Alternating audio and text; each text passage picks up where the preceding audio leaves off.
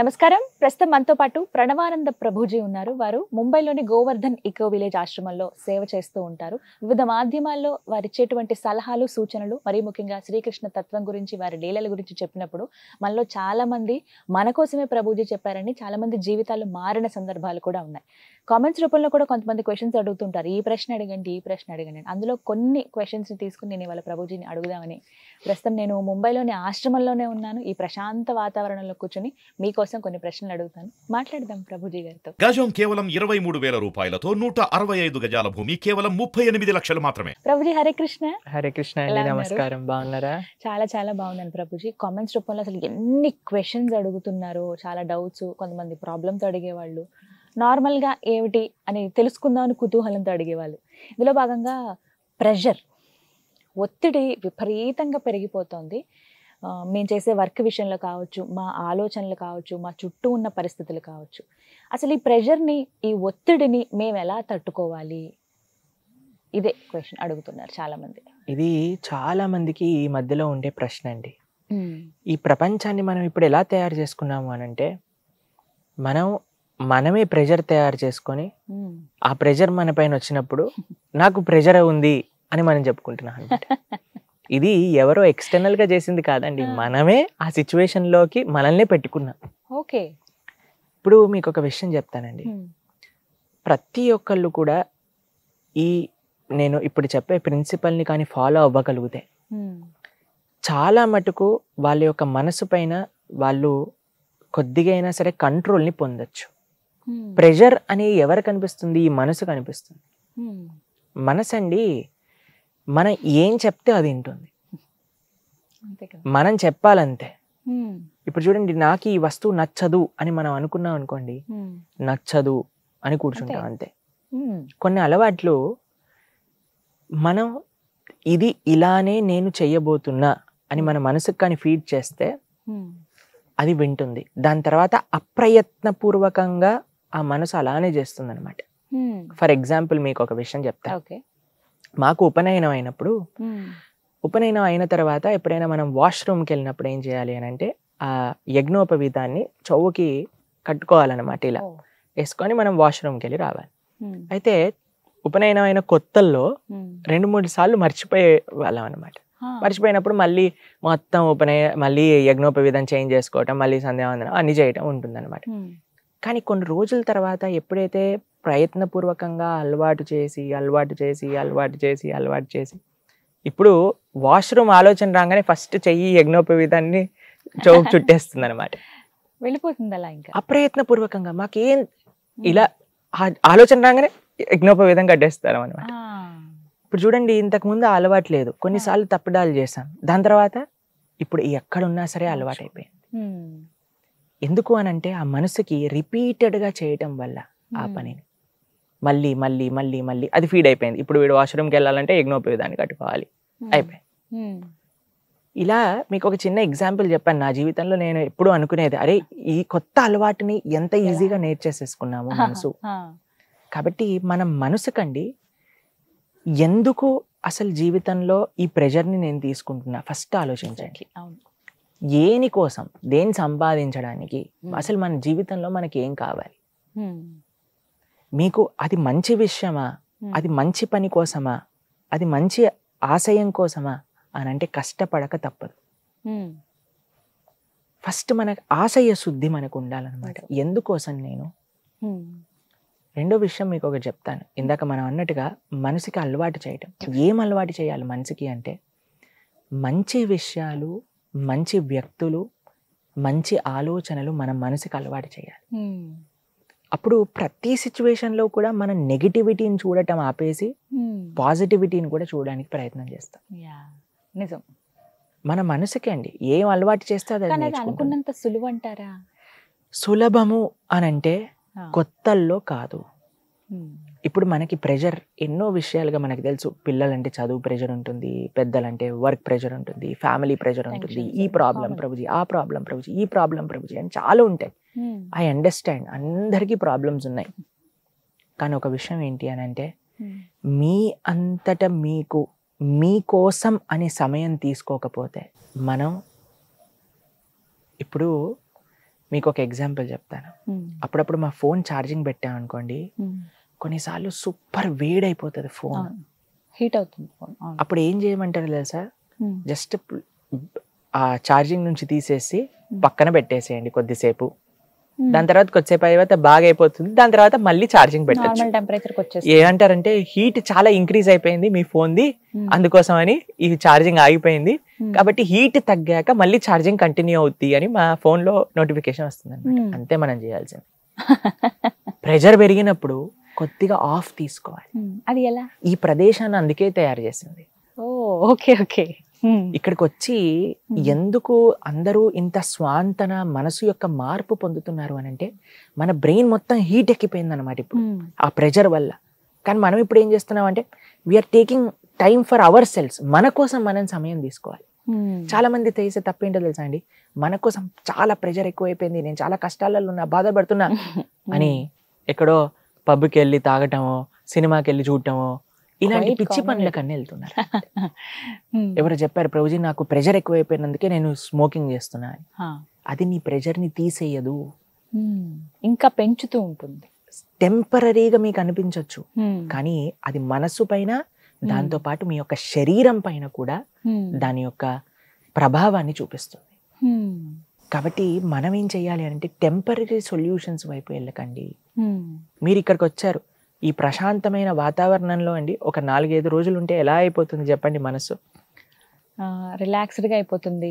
ఏదో డల్నెస్ కోల్పోయినట్టు వస్తే రీఛార్జ్ అయితే ఎలా ఉంటాం మనం, మళ్ళీ బ్యాక్ టు వర్క్ మంచి జోష్ఫుల్ గా.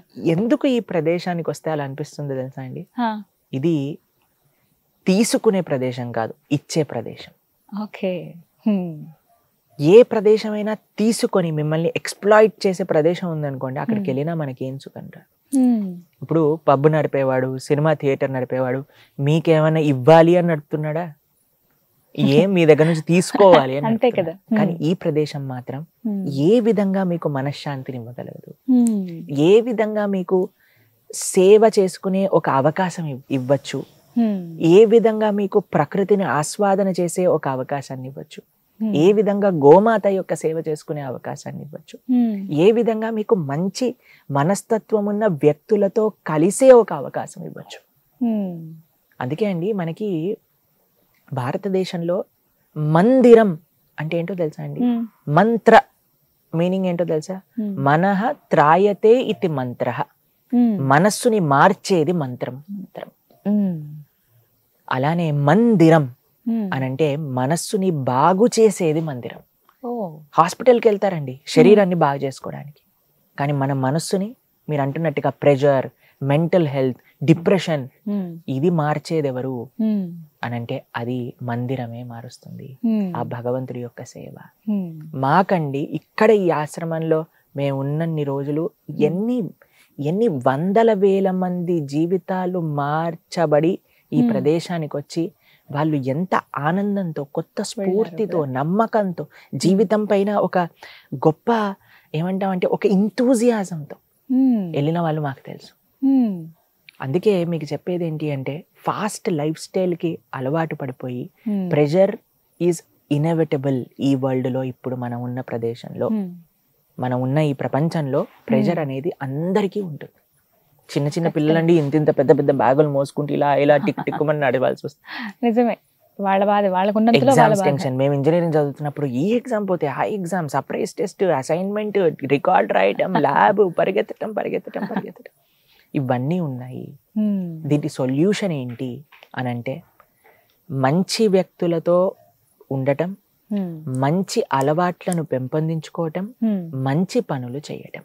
ఈ మూడింటిని ఒకసారి చెప్తాను. మంచి వ్యక్తులు అంటే ఎవరు ఈ ప్రపంచంలో అనంటే, ఎవరైతే మనల్ని మంచి మార్గంలో ముందుకు తీసుకెళ్తారో.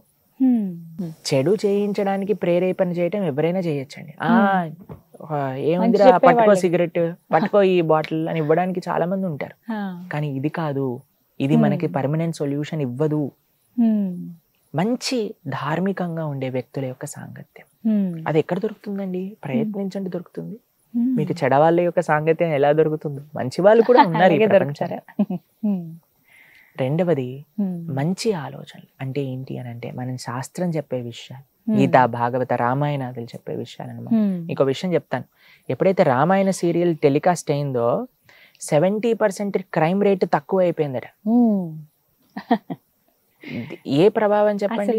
సీతమ్మ తల్లి, రాములు వారు ఏమన్నా టీవీ నుంచి బయటకు వచ్చి ఏమన్నా క్రైమ్ రేట్ ఆపారా?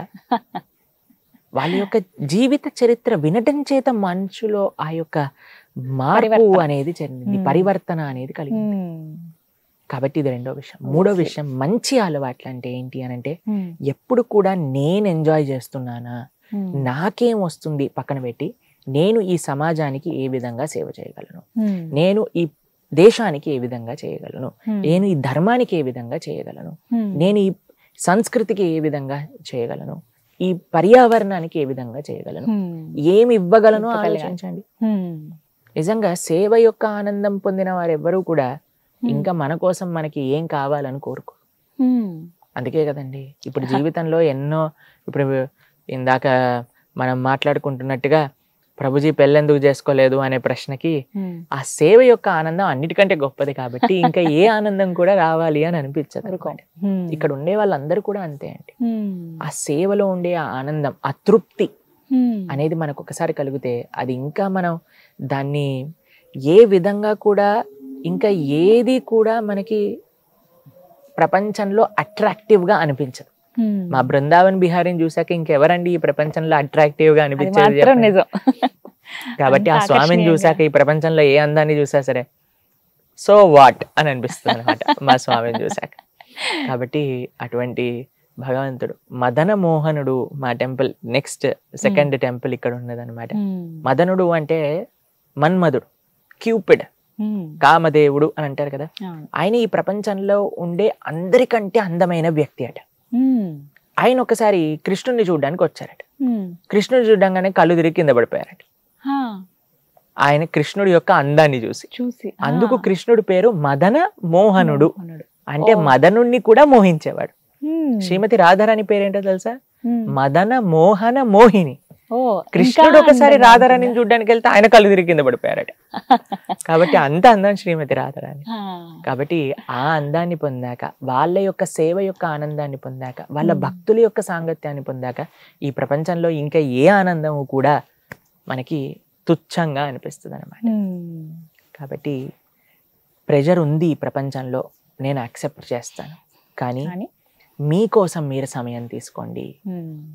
కొద్దిగా మెడిటేషన్, మంత్ర జపం, సేవ, చిన్న చిన్న విషయాలు చిన్న చిన్నగా మీరు చేస్తూ ఉండండి. తప్పకుండా మన మనస్సుని మనం ఆ ప్రెజర్ నుంచి తట్టుకునే శక్తి మనకి ఇవ్వగలుగుతుంది.